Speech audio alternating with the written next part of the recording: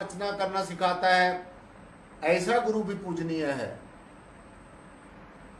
कोई गुरु हमें रिद्धि सिद्धि की युक्ति सिखाता है, योग सिखाता है, वो गुरु भी पूजनीय है। क्योंकि जो देवयान मार्ग के वाया होकर देवी देवताओं के माध्यम से ब्रह्म ज्ञान तक पहुंचेगा, ब्रह्म तक पहुंचेगा साध संगत जी, तो वो परिपूर्ण हो जाता है। और जिसको ब्रह्म ज्ञान जाते ही दे दिया जाता है साध संगत जी, तो उसके रास्ते में भटकने के बहुत चांसेस होते हैं, बहुत ऐसे कारण बन जाते हैं कि ऐसा जीव भटक जाता है। सो जितने भी हमारे गुरु हैं, चाहे वो हमें विद्या सिखाता है, चाहे हमें रिद्धि सिद्धि शक्ति सिखाता है, चाहे हमें कोई वो कला सिखाता है, कोई कौशल सिखाता है, कोई गुण सिखाता है, हुनर सिखाता है, तो जीवन में जो जो भी आपने अच्छी बातें सीखी हैं, जो सद्गुण सीखे हैं, वो सारे गुरु हमारे पूजनीय हैं। लेकिन अब हम सब जगह से जो जो भी हमने सीखना था वो सीख कर साध संगत जी, जब इंसान पूजा करके, पाठ करके, वेदों शास्त्रों का पठन पाठन करके, अध्ययन करके, उपनिषदों पुराणों की वाणी को कंठस्थ करके, तीर्थ आदि के ऊपर स्नान करके और व्रत उपवास आदि करके और तरह तरह की कठोर साधनाएं करके, अघोर साधनाएं करके, हठ योग करके, अनेकों प्रकार के मंत्रों का जाप करके जब वो थक जाता है, उसको कुछ मिलता जरूर है लेकिन परिपूर्णता उसको नहीं मिलती, तो फिर ऐसा जो साधक है वो ये सोचता है कि अब क्या किया जाए। क्योंकि हर एक युग के अंदर ब्रह्मज्ञानी, तत्वदर्शी, आत्मदर्शी बहुत गिने चुने संत हुए हैं साध संगत जी, और अनेकों ऐसे उदाहरण हैं जिन्होंने अपने शिष्यों को ब्रह्म ज्ञान देकर परमेश्वर का दर्शन दीदार कराया, अनुभव कराया, एहसास कराया, रियलाइजेशन कराई। सो चाहे आप कितनी भी बड़ी बड़ी डिग्रियां प्राप्त कर लो, वो आपको मुबारक हो। हमारे जीवन में उच्च शिक्षा का होना भी बहुत जरूरी है, अति जरूरी है।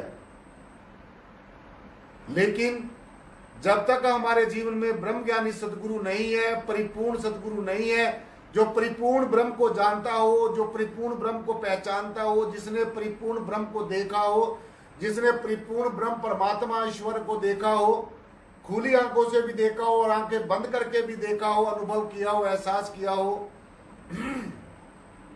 ऐसा सदगुरु हमारे जीवन में होना बहुत अति जरूरी है। तो ये जो गुरु किसी फिरकेबाजी का नाम नहीं है,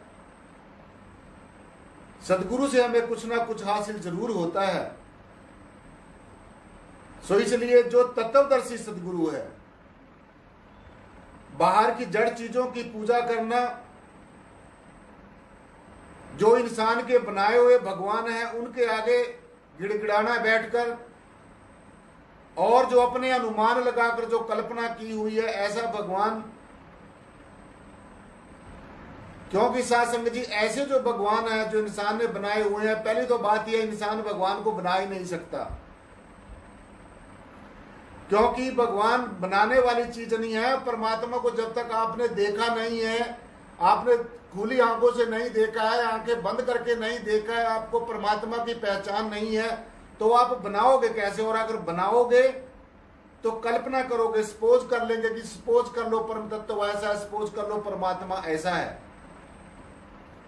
तो वो जो कल्पनाएं हैं जीवन पर्यंत उन्हीं कल्पनाओं में ही उलझे रहोगे। तो इन कल्पनाओं से ऊपर उठना है। ये जो जड़ चीजें हैं, जो मूक चीजें हैं, जो इंसान की बनाई हुई काल्पनिक चीजें हैं, जो जड़ चीजें हैं, जो काल्पनिक भगवान हैं, जो काल्पनिक देव बनाए हुए हैं, ये इंसान के कल्पनाएं हैं, तो कल्पनाओं में नहीं उलझना है, वास्तविकता से परिचय करना है। अपना आप, जो तुम्हारा अपना आप है, जो निज नाम है। परम पूजनीय वंदनीय सदगुरुदेव संत शिरोमणि श्री गुरु रविदास जी महाराज ने पावन वाणी में एक जगह कहा है, रविदास तू कवच फली तुझे न छुए कोय, तो निज नाम न जाने तो भला कहां से होए। सो देखो, सदगुरु भगवान ने, हमारे संतों महापुरुषों ने, रहनुमाओं ने कितनी सहज और कितनी उच्च कोटि की जो बात कही है, हमें समझ दिया, ऐसा दृष्टिकोण दिया कि ऐसा दृष्टिकोण अपनाओ जो हमारा निज नाम है, जो हमारा निज स्वरूप है, जो हमारा असली परिचय है, जो हम वास्तव में हैं। जब तक ये नहीं जानोगे तो बाहर की जितनी भी हमारे वेदों, शास्त्रों, ग्रंथों में वाणियां लिखी हुई हमारे गुरुओं रहबरों की, साध संगत जी, उनको पढ़ने मात्र से शायद सारी जिंदगी पढ़ते रहो। जो वर्णात्मक नाम है, जो इन वेदों, शास्त्रों, ग्रंथों में लिखा हुआ है, वो वाणी हमें किसी की तरफ इशारा करती है कि कोई परमात्मा है, कोई हस्ती है, कोई जगत को बनाने वाला है, कोई इस जगत का कर्ता है, कोई इस दुनिया का रचयिता है। तो वो वाणी हमें ऐसी अवस्था की तरफ, ऐसी पोजीशन की तरफ इंगित करती है, इशारा करती है। सो जो बेगमपुरा है, जिसकी हम उम्मीद कर रहे हैं, जैसे सदगुरु भगवान ने कहा कि बेगमपुरा शहर का नाम, कि मैं जहां का रहने वाला हूं वो बेगमपुरा है। तो जैसे हम इटली इटली करते रहे, अमेरिका अमेरिका करते रहे, दिल्ली दिल्ली करते रहे, तो सुनने में हमने आता कि ऐसा कोई शहर है, लेकिन उस शहर तक, वहां तक साध संगत जी, हमने एक विशेष मार्ग को तय करके जाना पड़ेगा। और जब हम उस शहर में चले जाएंगे, वो बेगमपुरा, वो सतलोक, वो सचखंड, वो आत्मलोक, वो हमारा निज धाम, वो हमारी आत्मा का लोक हमारे अंदर ही है। और जिसको भी साध संगत जी मिला है, अपने अंदर ही मिला है। बाहर तो ये परमेश्वर का पसारा है, बाहर परमात्मा की रचना है जो हर समय परिवर्तन होती रहती है। तो रचना एक अलग बात है, रचयिता एक अलग बात है। हमने रचयिता को जब हम मिलेंगे, जब इस सारी सृष्टि के कर्ता, धर्ता और भर्ता को मिलेंगे, तो तब जाके हम बेगमपुरा में प्रवेश कर सकेंगे, तब हम बेगमपुरा के वासी हो रह सकेंगे। बार बार कहने से, बार बार कहने मात्र से वो अवस्था प्राप्त नहीं होगी। सो इसलिए तय निज नाम न जाने भला कहां से होए। तो जो आज कल जो आप देख रहे हैं, जो जीव ये भटक रहा है, जो अपने भले की, अपने अच्छे की उम्मीद तो करता है, लेकिन ये भला, इसका अच्छा ये हो क्यों नहीं सकता? ये इसलिए नहीं हो सकता साध संगत जी, क्योंकि इसने सब चीजों को तो जान लिया है, संसार की सब चीजों को जान लिया है, अपने रिश्ते नातों को जान लिया है, अपने सगे संबंधियों को पहचान लिया है, अपने आप को भी इसने देख लिया है। लेकिन ये अपने आप को, बाहर के स्वरूप को ही देख रहा है, इसी को सजाने संवारने में लगा हुआ है। इस स्थूल शरीर के अंदर फिर सूक्ष्म शरीर है, सूक्ष्म के अंदर कारण शरीर है, और कारण का भी एक महाकारण है। यानी कि स्थूल का, सूक्ष्म का, कारण का, तो इसका भी साध संगत जी एक महाकारण है। तो जब तक वो जो सभी कारणों का महाकारण है, जिसके होने से सब कुछ है, जिसके होने से कुछ भी नहीं है, जब तक आप ऐसी हस्ती को नहीं जानोगे, जब तक आप ऐसी हस्ती का अपने अंग संग होने का एहसास नहीं करोगे, जब तक आप ऐसी हस्ती के दर्शन दीदार नहीं करोगे, तो तब तक साध संगत जी ये संसार के विषय हैं, ये संसार के जितने भी रसास्वादन हैं, ये ऐसे ही भटकाते रहेंगे।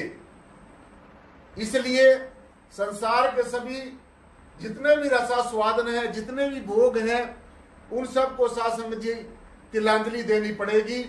क्योंकि जब हम तत्वदर्शी आत्मदर्शी, जो समय का स्पिरिचुअल गाइड है और हर एक तरीके से परिपूर्ण है, जो परिपूर्ण ब्रह्म को जानता है, जब हम ऐसे सदगुरु की शरण में चले जाएंगे साध संगत जी, तो तब जाकर हमारी ये जन्म जन्मांतरों की उलझी हुई पहेली सुलझेगी।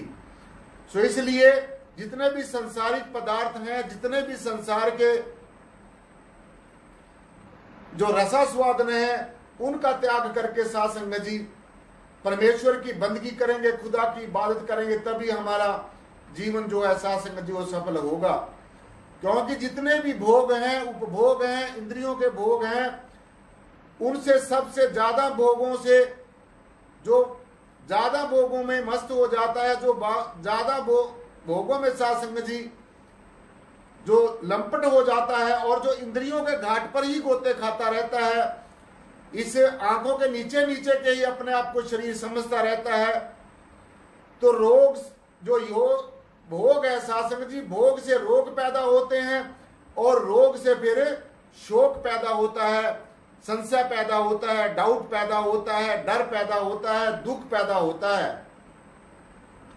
सो इसलिए बाहर नहीं, अंदर खोज करनी है। बाहर तो अब देख लिया है, ये परमेश्वर देख लिया है, ये परब्रह्म निर्गुणाकार सर्वाधार विश्वाधार परमात्मा देख लिया है। अब इसको अंतर में देखना है। अब तत्वदर्शी जब सदगुरु हमें मिला है, हमारा सदगुरु पूरा है, सदगुरु ने जो ज्ञान दिया है ये भी पूरा है, तो पूरी तेरी साध संगत दरबार भी पूरा है। तो साध संगत जी आपने ब्रह्म को जाना है, ब्रह्म को पहचाना है, जो शब्द ब्रह्म है।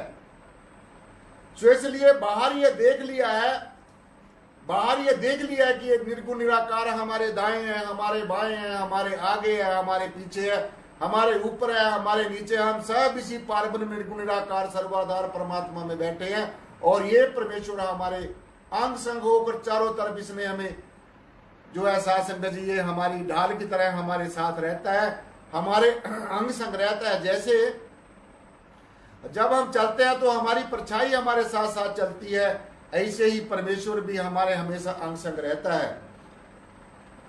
तो इसलिए अब अंदर खोज करनी है। जिसको भी मिला है साध संगत जी, वो अंदर ही मिला है। 84 लाख जोनियों का जो बंदी गृह है, जो ये जेल खाना है, इससे छुटकारा साध संगत जी मनुष्य जन्म में ही मिल सकता है। और जितने भी विकार हैं, जितने भी विकार हैं, उन विकारों की जो विलासिता है साध संगत जी, सब घाटे का सौदा है। जो भी विकारों में विलासिता में फंस जाता है, मन के विकारों में और विलासिता में फंस जाता है, तो इस सौदे में साध संगत जी घाटा ही घाटा। इसलिए नाम की कमाई का, शब्द की कमाई का सौदा करना है। क्योंकि जो हमारे आंखों के नीचे नीचे का जो शरीर है, जो इंद्रियों, ज्ञानेंद्रियों, कर्मेंद्रिय इसके नीचे है, मन बुद्धि चित्त अहंकार का जो ये समावेश इसके अंदर है, तो एक क्षणिक सुख है, इंद्रियों के क्षणिक जो सुख है, जो मोमेंटली सुख है, वो साध संगत जी सुख नहीं है। क्योंकि उन मोमेंटली सुखों के बाद में फिर बहुत बड़ा दुख मिलता है, फिर पछतावा मिलता है, फिर पश्चाताप करना पड़ता है। तो इसलिए जो सुख हमेशा नहीं रहता वो सुख नहीं है, वो एक भूल है, मन की भूल भुलैया है। इसलिए इन सारे सुखों को, वैभवों को, मान को, प्रतिष्ठा को, इसको छोड़कर सदगुरु भगवान की कृपा के बिना साध संगत जी प्रभु मिलन संभव नहीं हो सकता। क्योंकि सदगुरु भगवान साध संगत जी जो कर सकता है वो कोई नहीं कर सकता। तो इसलिए आपको बताया गया कि अपने आज्ञा चक्कर से, अपने दशम द्वार से, अपने जो आंखों के नीचे नीचे के जो द्वारे हैं, इनसे ऊपर उठना है, इन सब से झंझटों से ऊपर उठना है, इस संसारिक माया से ऊपर उठना है और अपने दशम द्वार में साध संगत जी ध्यान करते हुए अपने अंतर में प्रवेश करना है। इस अंतर में प्रवेश करके, अपने अंतर में प्रवेश करके साध संगत जी तभी जाकर हमें जो हमारी आत्मा के आज्ञा चक्कर से आत्मा के सूक्ष्म मंडल है उनकी सैर होगी, और ऐसा ऐसा हमारी जो आत्मा है, हमारी जो रूह है, हमारी जो तवज्जो है, हमारा जो ध्यान है, वो हमारी रूह को आत्मा को लेकर इस शब्द धुन के साथ जुड़कर परमेश्वर के धाम में हम पहुंच जाएंगे, बेगमपुरा में पहुंच जाएंगे, सतलोक में पहुंच जाएंगे, आत्मा के लोक में पहुंच जाएंगे। अपना जो सनातन जो और शाश्वत जो स्वरूप है, जिसकी अंश हमारी आत्मा है, जन्मों जन्मांतरों से बिछड़ी हुई है। तो अन्य विद्याओं से जितनी भी मैंने आपको विद्याएं बताई हैं, अक्षर ज्ञान की विद्याएं बताई हैं, उन सारी विद्याओं में ये जो परा विद्या है, ये जो ब्रह्म ज्ञान की विद्या है, ये जटिल भी है और कठिन भी है। सो इसलिए इसमें बहुत मेहनत करने की जरूरत है, बहुत संयम की जरूरत है, बहुत साधना की और आराधना की जरूरत है। और ऐसा सदगुरु सबसे पहले हमारे जीवन में जरूरत है जो नाम का भेदी हो, जो शब्द का भेदी हो। साध संगत जी, जो हमारे इंगला पिंगला सुषमना के द्वार से जाकर, जिसको हम दशम द्वार कहते हैं, इसको सुषमना द्वार भी कहा जाता है, यही जो दरवाजा है, यही है जो द्वार है, ये अंदर की तरफ खुलता है, परमात्मा की तरफ खुलता है। और जो हमारी इंद्रियों के 9 जो द्वारे हैं, वो साध संगत जी बाहर की तरफ खुलते हैं। इसलिए जो शब्द का भेदी है, नाम का भेदी है, ऐसा सदगुरु हमारे जीवन में होना बहुत ज्यादा जरूरत है। क्योंकि ये भली भांति समझ लेना चाहिए कि यह संसार है, ये तुम्हारा देश नहीं है, तुम यहाँ के रहने वाले नहीं हो, ये काल की नगरी है, काल का देश है। यहाँ पर ये मायावी देश है, त्रिगुणात्मक माया का देश है, रजोगुण सतोगुण और तमोगुण की माया का देश है। तो साध संगत जी, सबसे ज्यादा जरूरी यही है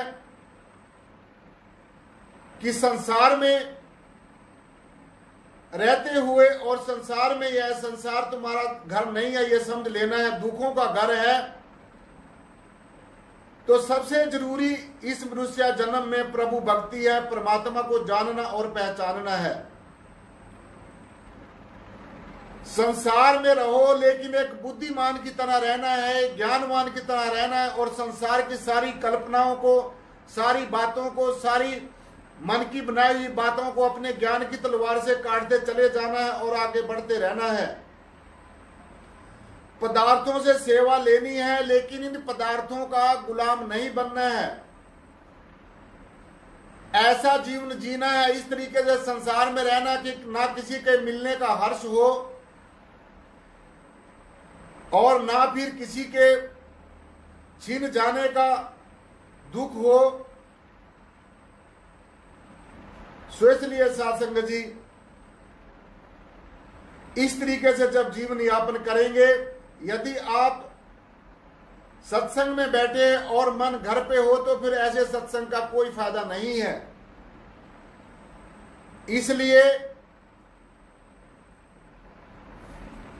मन बुद्धि चित्त जो है वो सब कुछ संसार में होना जब होगा तो उस तरह से हमारा काम चलने वाला नहीं है। इसलिए मन बुद्धि चित्त सदगुरु भगवान के पावन श्री चरणों में रहना चाहिए, संसार में विचरण करना है, लेकिन संसार का बन के नहीं रहना है, संसार में फंसना नहीं है। संसार की कोई भी चीज आपके साथ जाने वाली नहीं है। यदि मन सतगुरु के चरणों में जुड़ा हो तो वही सच्चा वैरागी है, वही सच्चा जो है संत महात्मा है। साध संगत जी, अगर संसार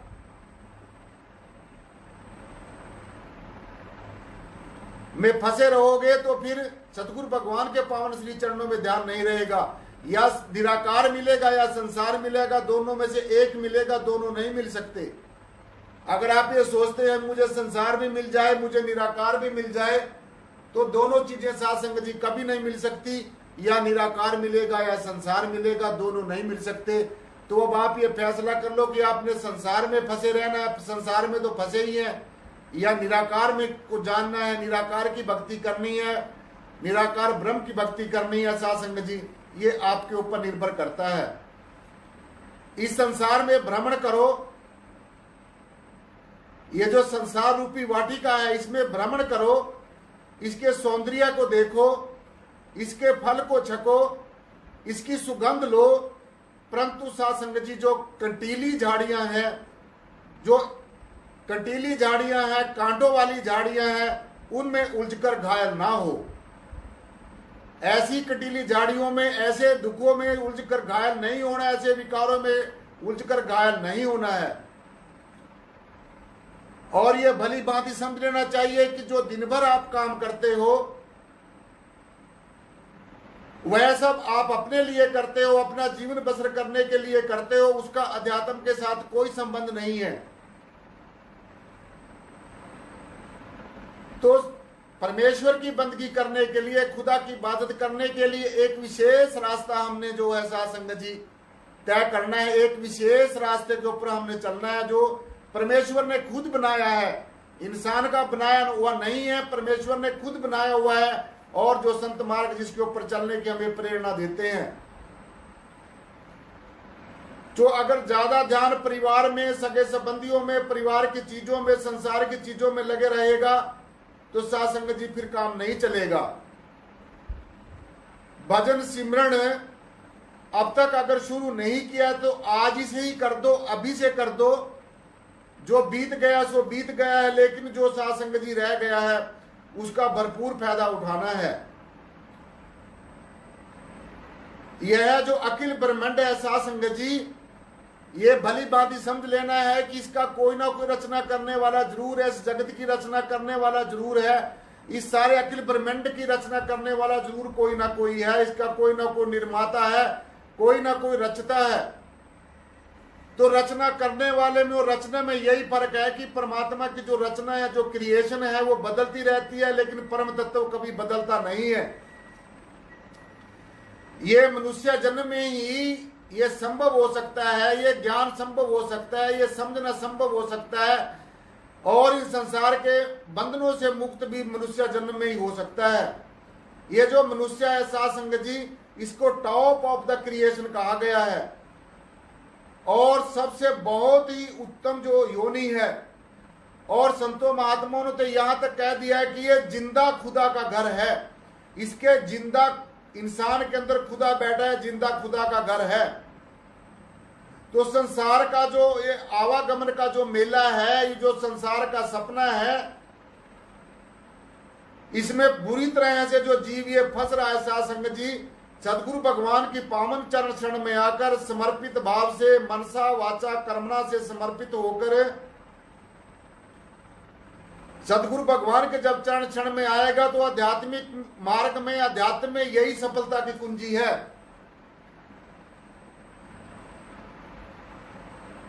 तो इसलिए सदगुरु भगवान हमें साध संगत जी यही सबसे उत्तम जो बात है, यही हमें सबसे पहले यही सिखाता है कि यह संसार आपका नहीं है, ना तुम संसार के हो। इस संसार के अंदर, इस मृत्यु लोक के अंदर सब अपने अपने कर्मों का भुगतान करने के लिए आए हैं।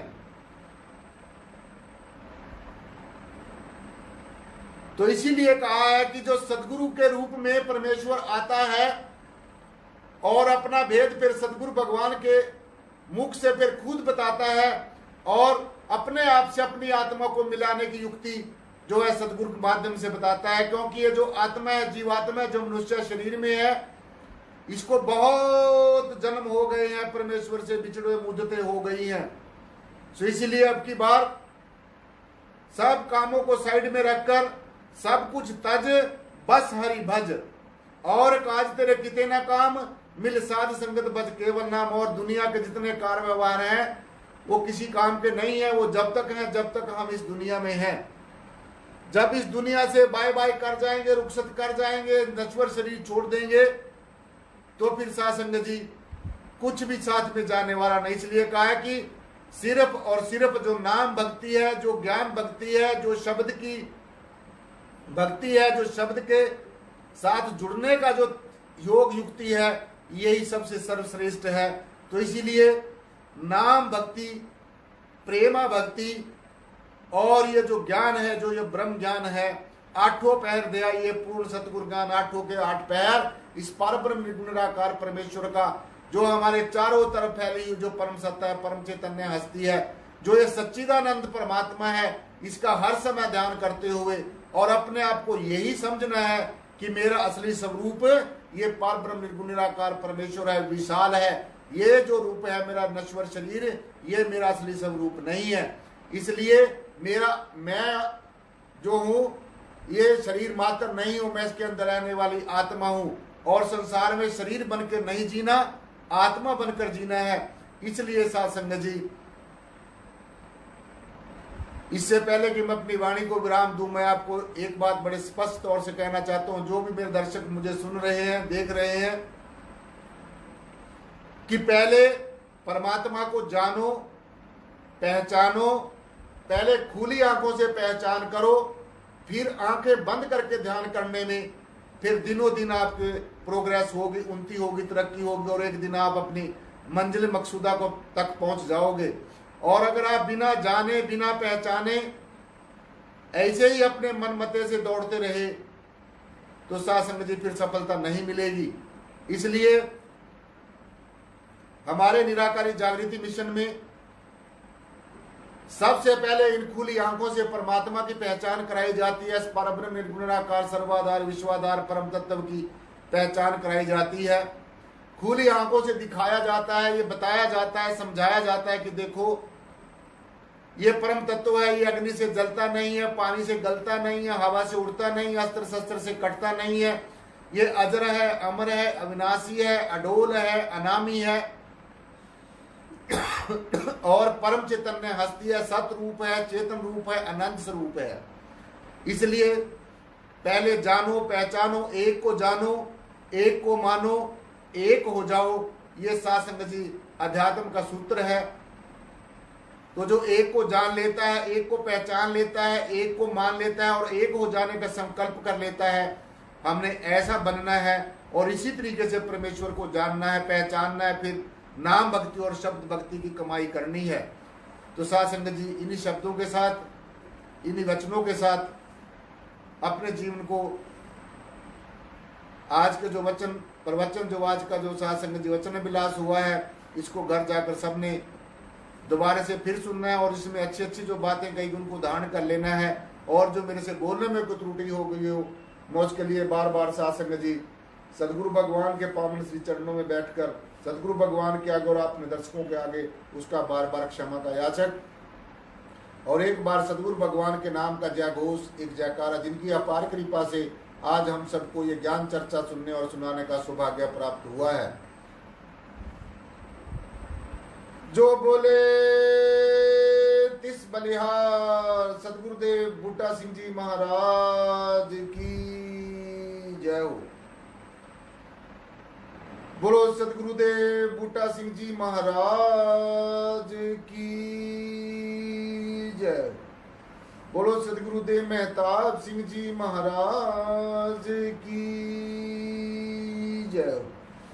बोलिए सदगुरुदेव लक्ष्मण सिंह जी महाराज की जय।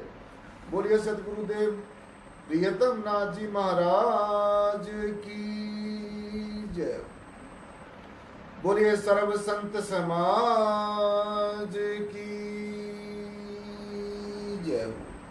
जो बोले तिस बलिहार धन निराकार जी। जो बोले तिस बलिहार धन निराकार जी। जो बोले तिस बलिहार धन निराकार। साध संगत जी बड़े प्यार और सत्कार के साथ कहना